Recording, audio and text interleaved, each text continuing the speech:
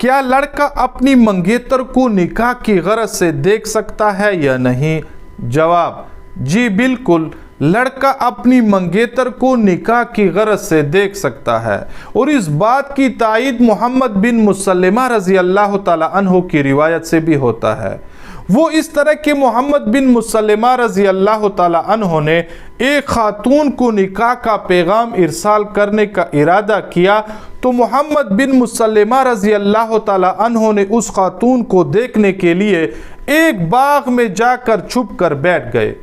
تو جب لوگوں کی نظر محمد بن مسلمہ رضی اللہ تعالیٰ عنہ پر پڑی تو ان لوگوں نے محمد بن مسلمہ رضی اللہ تعالیٰ عنہ کو مخاطب کر کے کہا کہ یہ آپ کیا کر رہے ہیں؟ آپ تو صحابی رسول اللہ صلی اللہ علیہ وسلم ہیں۔ تو اس پر محمد بن مسلمہ رضی اللہ تعالیٰ عنہ نے ان لوگوں کو جواب دیا کہ میں نے رسول اللہ صلی اللہ علیہ وسلم کو فرماتے ہوئے سنا ہے کہ جب اللہ پاک کسی مرد کے دل میں کسی خاتون کو نکاح کا پیغام ارسال کرنے کا ارادہ پیدا کرے تو پھر ایسی صورتحال میں اس خاتون کو ایک نظر دیکھنے میں کوئی حرج نہیں۔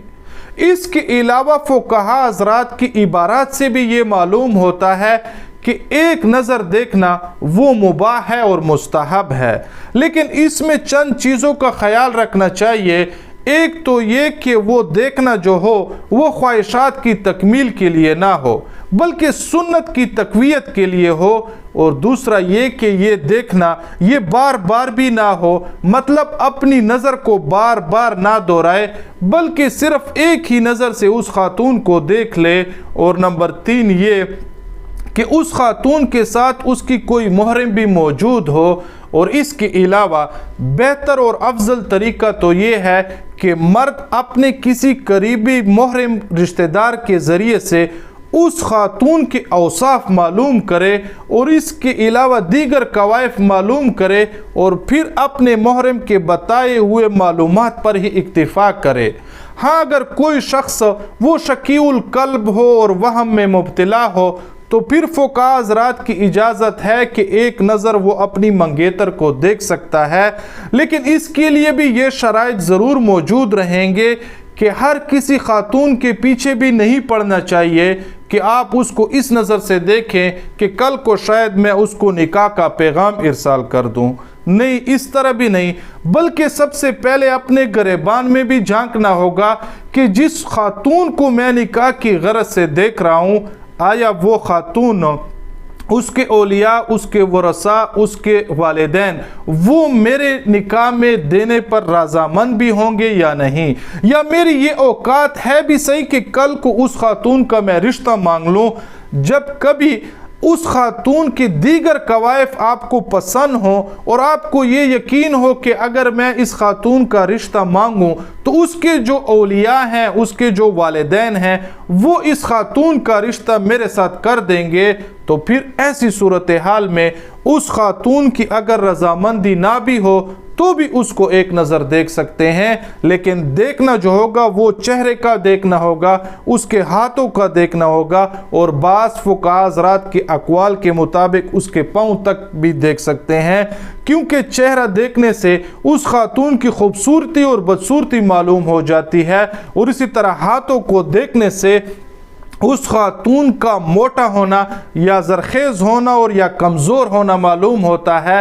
تو یہ عورت جو ہے اس کو بار بار بھی نہیں دیکھنا چاہیے اور نہ اس کے ساتھ خلوت یعنی ملاقات کرنا چاہیے۔ بہتر یہ ہے کہ اس خاتون کے ساتھ اس کی کوئی محرم موجود ہو، لیکن آج کل کے جدید دور میں یہ دیکھنا اور بھی آسان ہو گیا ہے کہ اس منگیتر کا کوئی پکچر آپ منگوا لیں اور اس کو صرف ایک نظر آپ دیکھ لیں، لیکن ان پکچروں میں اور ان تصاویروں میں بھی بہت احتیاط برتنی چاہیے، کیونکہ یہ انسان کی زندگی کا رشتہ ہوتا ہے، اور یہ جو میاں بیوی کا مقدس رشتہ ہے یہ ایک دن اور ایک سال اور مہینے کے لیے نہیں ہوتا۔ تو اس پر جب انسان فیصلہ کرے تو وہ خوب سمجھ کر ہی کرے۔ تو اس لیے فقہا حضرات نے اس بات کی اجازت دی ہے کہ اگر کوئی شخص وہم کرنے والا ہو تو پھر وہ ایک نظر اپنی منگیتر کو دیکھ سکتا ہے، لیکن جو تفصیلات میں نے آپ حضرات کو بتا دی ان تفصیلات کی روشنی میں یہ نہ ہو کہ اس دیکھنے کی وجہ سے وہ بے حیائی پھیل رہی ہو یا کسی کو تنگ کرنے کی غرض سے، اور اس میں اس بات کا بھی احتیاط کرنا چاہیے کہ وہ خاتون جو ہے جس کو آپ دیکھنے کی غرض سے جا رہے ہیں، آیا اس کے جو بھائی ہیں یا اس کے دیگر قریبی رشتہ دار ہیں وہ آپ کے ساتھ آمادہ بر فساد تو نہیں ہو رہے۔ تو ان تمام لوازمات کو مد نظر رکھتے ہوئے اگر ایک نظر اپنی منگیتر کو آپ دیکھ لیں تو اس میں کوئی مذائقہ نہیں۔